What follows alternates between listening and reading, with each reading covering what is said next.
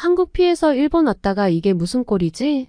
여기 한국을 대신해 일본에 왔다가 땅을 치고 후회하는 태국 여성이 있는데요. 이 여성에게 대체 무슨 일이 일어난 걸까요? 오늘의 사연 들어보도록 하겠습니다. 사연 시작하기에 앞서 구독 버튼 한 번만 꾹 눌러주세요.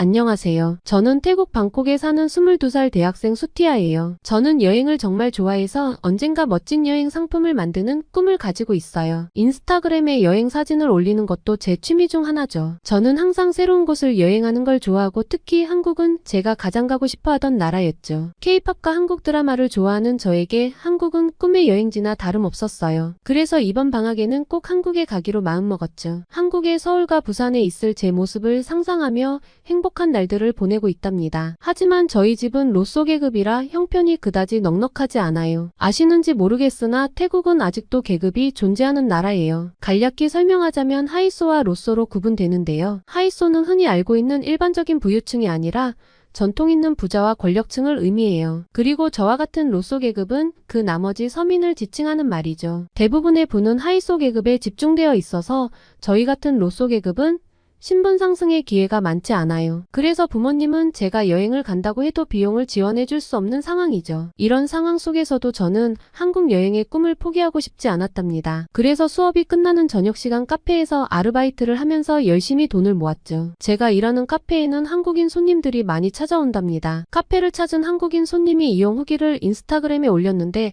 반응이 좋았나 봐요. 카페 분위기와 저희 가게만의 제조 스타일이 한국인의 입맛에는 잘 맞는다는 거였어요. 그 덕에 저는 가게에서 한국인들을 쉽게 볼 수 있었죠. 하루는 한국 관광객이 주문을 기다리다 순서가 되니 사와디카라며 먼저 인사를 건네는 거예요. 너무 신기하기도 하고 고마운 마음이 들어 저도 한국어로 안녕하세요라고 인사했어요. 방문한 국가의 인사말을 미리 준비해 오는 게 어려운 일은 아니지만 이것만 봐도 한국인은 예의와 매너가 느껴지는 사람들이었어요. 한국인 관광객들이 친절하기는 했지만 제가 하는 일이 쉬운 일은 아니었어요. 카페 일을 마치고 집으로 돌아오면 거의 녹초가 되어 있었답니다. 이런 제 모습을 보고는 태국인 친구가 저에게 물었죠. 카페 아르바이트에 너무 몰두하는 거 아니냐고요. 저는 한국을 가기 위해 열심히 돈을 모으는 중이라고 얘기했어요. 한국이라고?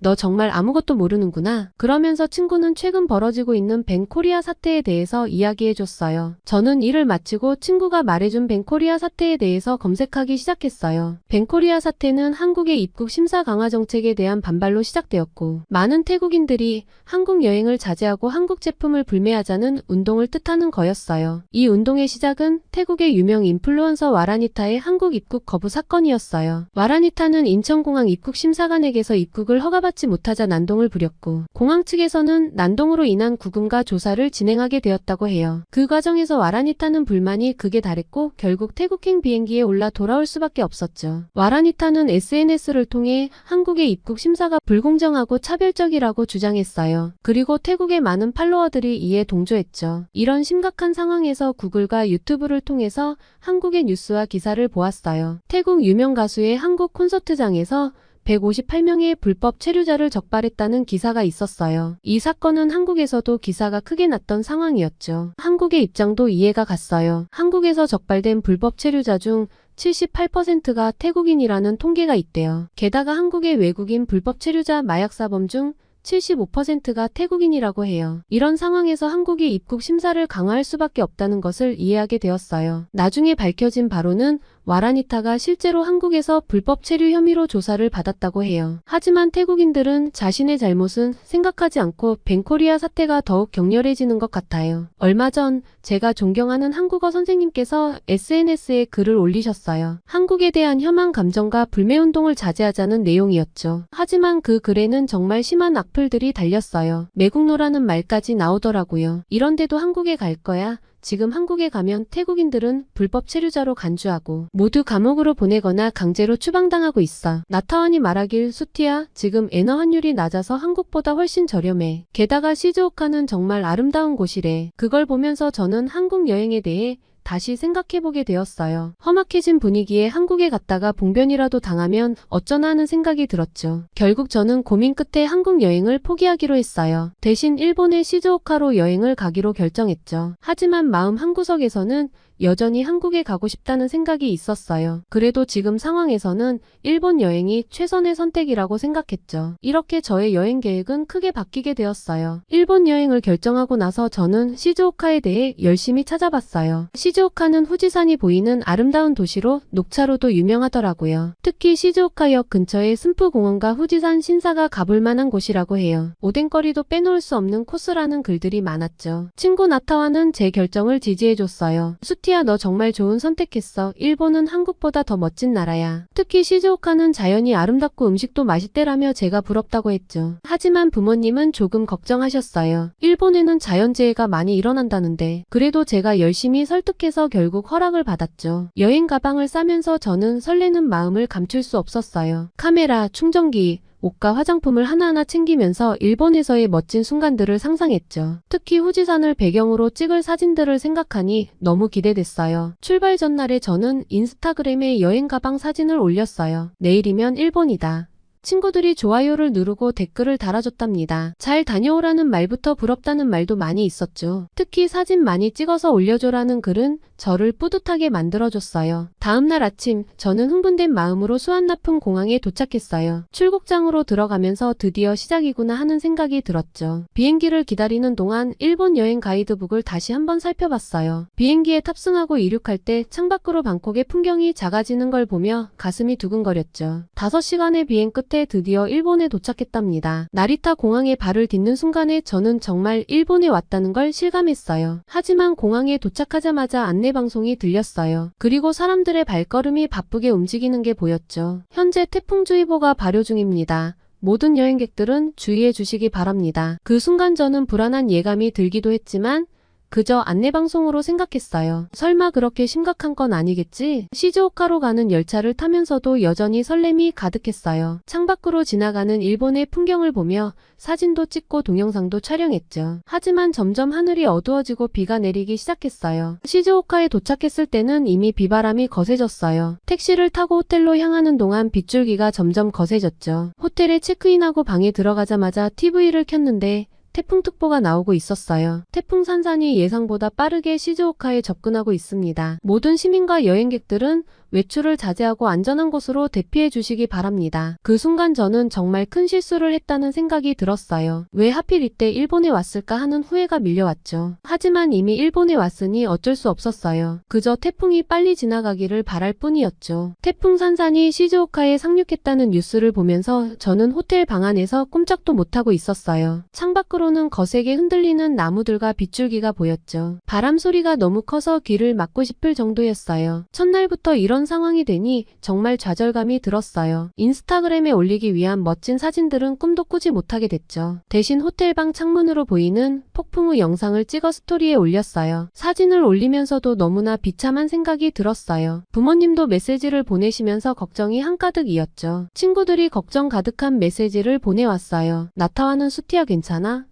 뉴스에서 태풍이 심각하다던데 라고 물어봤죠. 저는 그저 호텔에서 안전하게 있다고 대답할 수밖에 없었어요. 호텔 직원이 방송을 통해 안내를 해줬어요. 모든 투숙객 여러분, 안전을 위해 외출을 절대 삼가해 주시기 바랍니다. 필요한 물품이 있으시면 프론트로 연락해 주세요. 그제서야 저는 음식이 필요하다는 걸 깨달았어요. 다행히 호텔 1층에 작은 편의점이 있었고 저는 용기를 내어 엘리베이터를 타고 내려갔죠. 편의점에는 이미 많은 사람들이 모여 있었어요. 저는 삼각김밥과 컵라면 그리고 물을 구입했어요. 이때만 해도 이게 여행 기간 동안의 식사가 될 줄은 몰랐죠. 방으로 돌아와 TV를 보니 상황이 점점 심각해지고 있었어요. 시즈오카 일부 지역에 대피 명령이 내려졌대요. 다행히 제가 있는 호텔은 안전한 지역이었지만 그래도 불안한 마음을 떨칠 수는 없었어요. 밤이 되자 태풍은 더욱 거세졌어요. 창문이 흔들리는 소리에 잠을 이룰 수가 없어 결국 밤새 뜬 눈으로 지새웠어요. 인스타그램으로 친구들과 대화를 나누면서 겨우 시간을 보냈답니다. 다음날 아침에도 태풍은 여전히 맹위를 떨치고 있었어요. TV에서는 계속해서 외출 자제 안내가 나왔고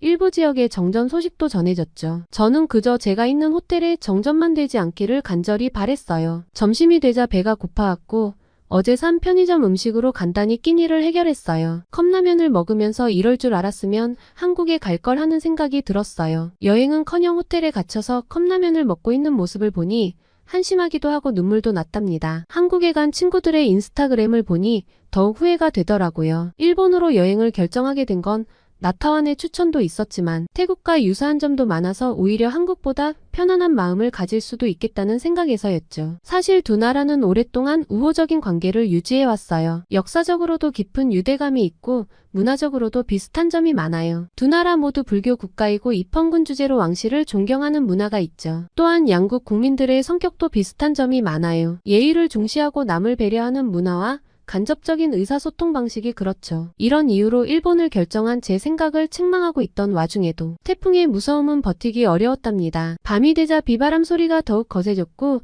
저는 무서워서 견딜 수가 없었어요. 결국 용기를 내어 1층 라운지로 내려갔죠. 라운지에 도착하자 놀라운 광경이 펼쳐졌어요. 저처럼 공포와 불안으로 방에 혼자 있지 못하는 사람들이 꽤 많았던 거예요. 대부분 외국인 관광객이었는데 모두들 지친 표정이었죠. 용기를 내어 옆에 앉은 중국인 부부와 대화를 나눠봤어요. 그들도 저와 같은 상황에 처해 있었답니다. 우리도 일본 여행을 기대하고 거금을 들여서 왔는데 관광도 못하고 정말 실망스럽네요 라고 말했어요. 다른 쪽에서는 젊은 커플이 호텔 직원과 이야기를 나누고 있었어요. 목소리가 점점 높아지는 걸 보니 뭔가 불만이 있는 것 같았어요. 가까이 가서 들어보니 호텔 측에 대응에 항의하고 있었죠. 왜 비상식량은 준비해두지 않은 거죠? 편의점 음식만으로 며칠을 버티라는 건가요? 게다가 태풍이 온다는 안내도 제대로 해주지 않았잖아요. 호텔 직원은 고개를 숙이고 계속 사과만 하고 있었어요. 하지만 실질적인 해결책은 제시하지 못하는 것 같았죠. 이런 모습을 보니 호텔의 위기 대응 능력이 부족하다는 생각이 들었어요. 라운지에 모인 사람들 사이에서 불만의 목소리가 점점 커져갔어요. 어떤 사람은 환불을 요구하고 또 다른 사람은 호텔을 옮겨달라고 요구했죠. 하지만 태풍이 한창인 상황에서 그 어떤 요구사항도 받아들여지기 어려워 보였어요. 항의에도 달라지는 것이 없자 다들 지친 표정으로 각자의 방으로 돌아갔답니다. 다음날 오후가 되자 태풍의 강도가 조금 약해진 것 같았어요. 하지만 여전히 밖에 나갈 수 있는 상황은 아니었죠. 저는 호텔 방에서 일본 드라마를 보면서 시간을 보냈어요. 가끔 창밖을 내다보면 횡한거리와 쓰러진 가로수들이 보였죠. 이렇게 호텔에만 갇혀 있으니 점점 답답함이 밀려왔어요. 원래 계획했던 여행 일정들을 하나씩 취소해야 했죠. 후지산 신사박물관, 시즈오카 차 박물관 관람, 그리고 후지산 뷰포인트에서의 사진 촬영 등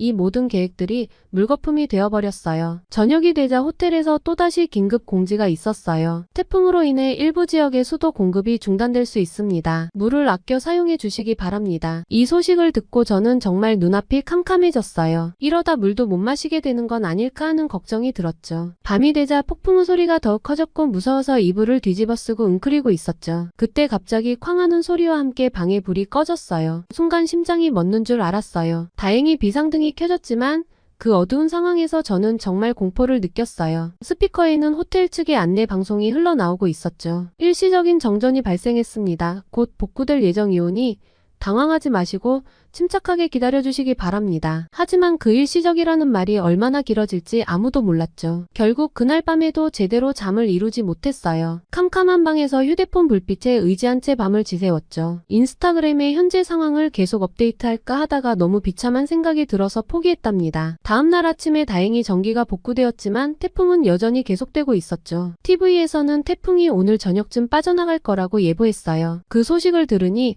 조금은 안도가 되었지만 이미 3일째 호텔에 갇혀있는 상황이 너무나 힘들었죠. 점심으로 또다시 편의점 음식을 먹으면서 저는 이번 여행에 대한 후회가 밀려왔어요. 왜 하필 일본으로 왔을까? 한국에 갔으면 이렇게 힘들진 않았을 텐데 라는 생각이 계속 맴돌았죠. 오후가 되자 비바람이 조금씩 잦아들기 시작했어요. 창밖으로 보이는 하늘도 조금씩 맑아지는 것 같았죠. 하지만 여전히 외출은 금지되어 있었어요. 저는 그저 내일이면 밖에 나갈 수 있기를 간절히 바랬어요. 이렇게 3일 동안 호텔에 갇혀 있으면서 여행의 의미에 대해 다시 한번 생각해보게 되었답니다. 멋진 곳을 구경하고 맛있는 음식을 먹는 것도 중요하지만 무엇보다 안전이 가장 중요하다는 걸 뼈저리게 느꼈죠. 또 SNS에 보여지는 모습만으로 여행지를 선택하는 것이 얼마나 위험한지도 깨달았어요. 제가 그토록 동경했던 한국 여행 대신 일본을 선택한 것도 결국은 SNS의 영향이 컸으니까요. 밤이 되자 태풍은 정말로 시즈오카를 빠져나갔어요. TV에서는 내일부터 일상으로 복귀할 수 있을 것 같다고 했죠. 하지만 저에겐 이미 늦은 소식이었어요. 소식이었어요. 내일이면 방콕으로 돌아가야 했으니까요. 태풍이 완전히 지나가고 맑은 하늘이 보이기 시작한 날에 저는 짐을 싸기 시작했어요. 창밖으로 보이는 파란 하늘과 밝은 햇살이 마치 저를 비웃는 것 같았죠. 이제 와서 뭐하러 좋은 날씨냐라는 생각이 들었어요. 호텔 로비에 내려가 보니 다른 관광객들도 저와 비슷한 표정을 짓고 있더라고요. 모두들 실망과 아쉬움이 가득한 얼굴이었죠. 체크아웃을 하면서 호텔 직원이 말했어요. 정말 죄송합니다. 다음에 오시면 더 좋은 여행을 하실 수 있을 거예요. 하지만 저는 속으로 말했어요. 다시는 안 올 거야. 공항에 도착해서 출국 수속을 밟으면서 저는 이번 여행을 정리해봤어요. 5일간의 여행 중 3일을 호텔에 갇혀 있었고 제대로 된 관광은 한 번도 못했죠. 일본 음식도 제대로 맛보지 못했고 후지산은 구경조차 하지 못했어요. 편의점 음식을 먹으면서 3일 동안 호텔에서 공포에 떨었던 생각을 하니 끔찍했답니다. 비행기를 기다리면서 인스타그램을 열어봤는데 한국에 간 친구들의 게시물이 눈에 들어왔어요. 남산타워를 배경으로 한 사진과 한복을 입고 경복궁에서 찍은 사진, 그리고 맛있어 보이는 한국 음식들과 친구의 행복한 모습까지도. 그 사진들을 보니 너무나 부러웠어요. 서울에서의 5일 정말 최고였어.